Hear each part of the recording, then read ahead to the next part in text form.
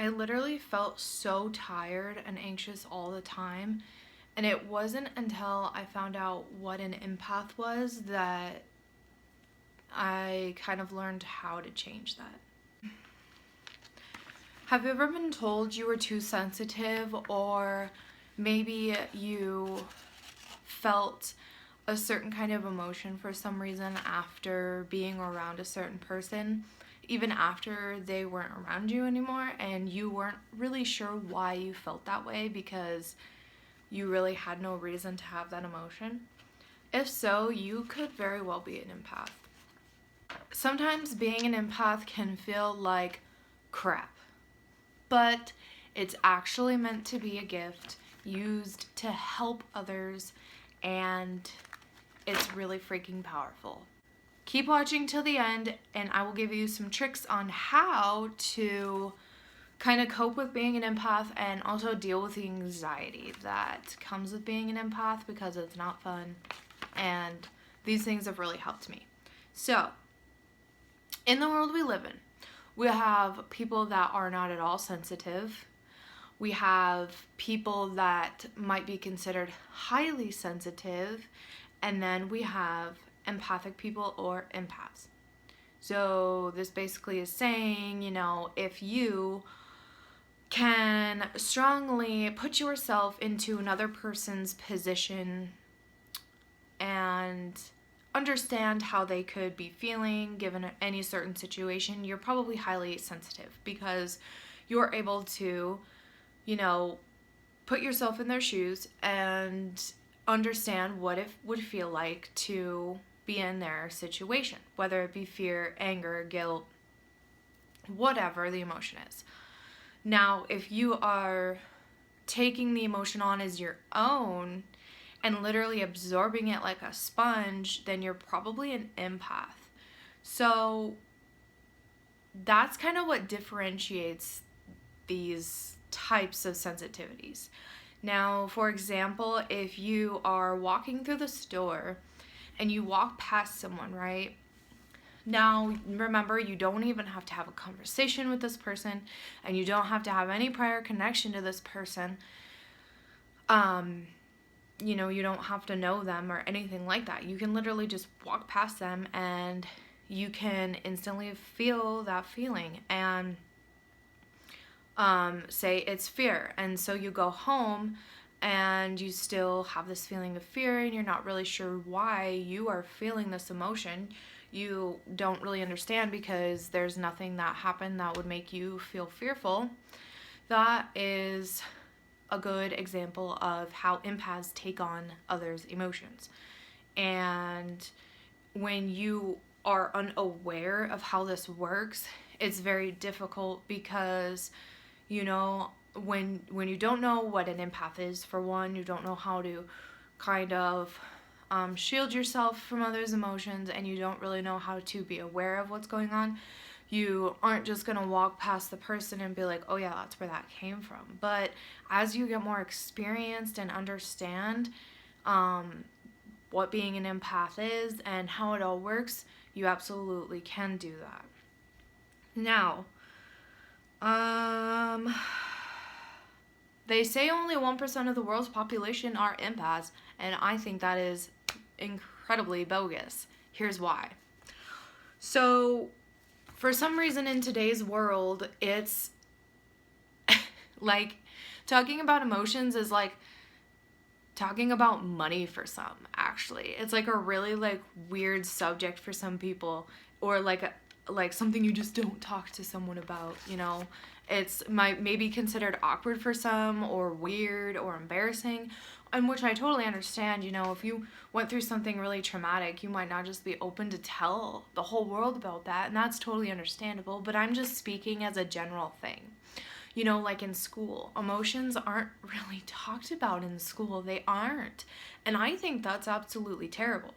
I think for children in elementary school and kindergarten, and it's even higher up, emotions should be something that are way more expressed and open and talked about, but they're not. And so that's why I think that percentage is kind of off, because you know, we're such a world of closed off emotion, and so how would they really be able to get that? You know, I don't know the scientific research behind how they got that number or that percentage or whatever, but I just think that the world is very, very closed off to emotion, and it's really hard to put a number on that kind of a thing. That's just my own personal opinion. So here are a few things that may help you decide if you are, in fact, an empath. You take on other people's feelings as your own. As I described earlier about the scenario where you pass the person in the grocery store and you feel their feelings, this can happen anywhere, at any time. You don't even have to be in like physical contact or be able to physically see them. This can happen over the phone. And this has happened to me over the phone many times. On the phone with my friends or my mom. And I just feel incredibly drained after that 10-minute phone conversation, and it's it's really rough. It's really hard to like get past all that. But yeah, that's a sign that you might be an empath. Have very, very high levels of anxiety. Anxiety is a huge deal in the world we live in today, and I think everybody experiences anxiety every once in a while, but I do truly think that for an empath, it's something that is very bad, and obviously it would make sense that it would be, because if you're taking on everyone's emotions, you're gonna feel overwhelmed, drained, and tired. That's another sign.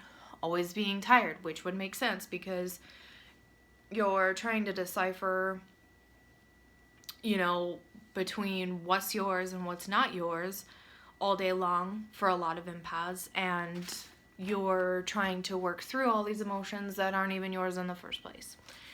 So also another one that I really think is cool is a human lie detector.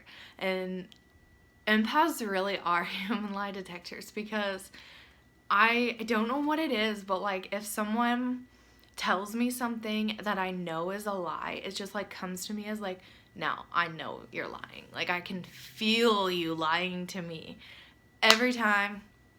I know it. Empaths need a lot of alone time.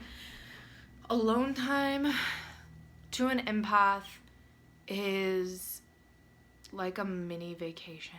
Even if it's just a few hours alone at home, recharging, feeling your own feelings and not having to feel everybody else's too, is just such a very relaxing and calming thing. And I love it. It's great. So these are just some signs. There's obviously a lot. You can look up more if you want to. There's also different kinds of empaths. I'm not going to get into that today because that would be a very long video. And morely, what I want this video to do for you is to give you some tools and tricks that you can use to help you kind of create more of your own zone and eliminate some anxiety and stress that is caused from being an empath. Also note, you do not have to be an empath to use these tools. If you have anxiety or just want to feel super relaxed and happy, you can also use these tricks.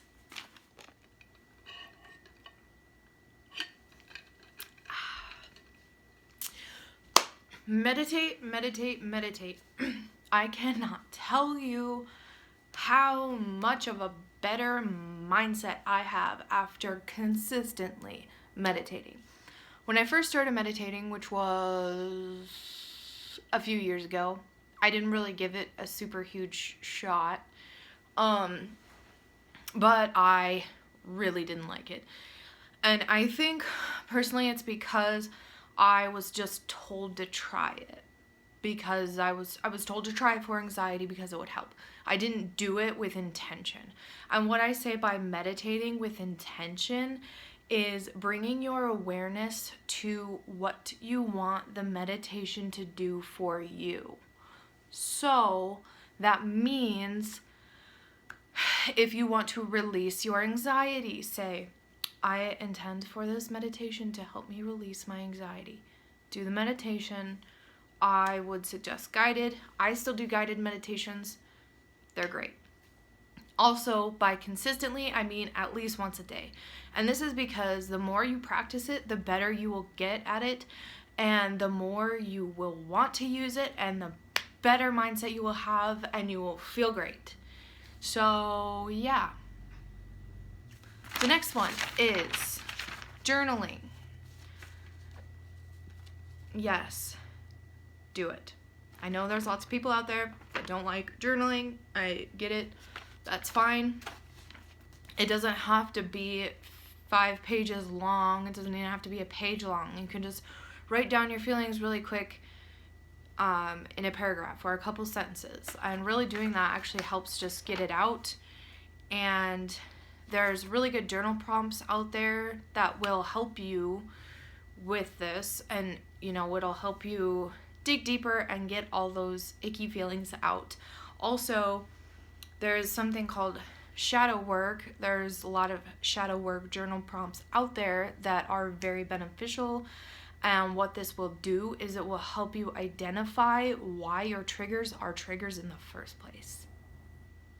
So, if someone's saying something to you that is making you mad or upset, which kind of seems a little bit ridiculous, you might want to dig deeper into why that is triggering you so much. Why is what that person is saying making me so mad?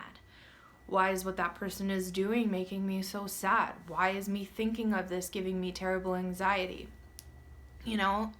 Figuring out why your triggers are the things you need to heal. Your triggers are the things you need to heal. So, the next thing is crystals. Now, a lot of people don't believe in the energies of crystals. I do. I believe it's all very magical. You can also use Palo Santo.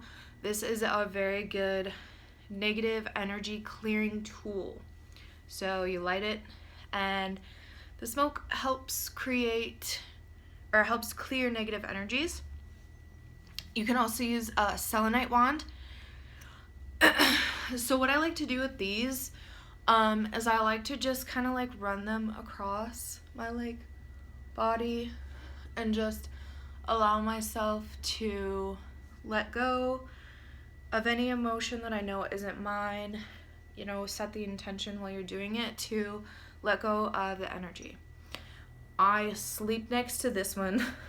This one's on my bedstand, actually. And then all crystals are good. I mean, you don't have to have crystals to do any of this work, but this one's another one of my favorite. This is amethyst. This is really good for anxiety, clearing anxiety. Also want to note, if you do get crystals, you want to clear the energies when you get them, because every person that's touched this, everywhere it's been before you buy it, it's going to have those energies in it. So if you want me to do a video on how to clear crystals, I can do that. That'd be really fun. Yeah, so I guess that's really all I have for you guys right now. If there's anything else you want to know about being an empath, ways to heal or ways to cope with being an empath, let me know. If you like this kind of content, please don't forget to give it a thumbs up and share. That way I can get my message out to as many people as possible and help them raise their vibration and live a better life. Thank you for watching. Have a good day.